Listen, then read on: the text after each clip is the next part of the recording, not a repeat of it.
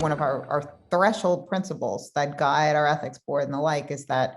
AI should augment, not replace humans, that there should be a human in the loop. And I think that's how you in part get around this idea that, okay, maybe you won't be able to fully explain the output of every decision in a sufficiently satisfactory way, but that should be taken into account ultimately with the context of which the AI system is being used and by the person to whom the AI is being, that output is being delivered. If it's a recommendation that is one part of a process that ultimately is decided by a human,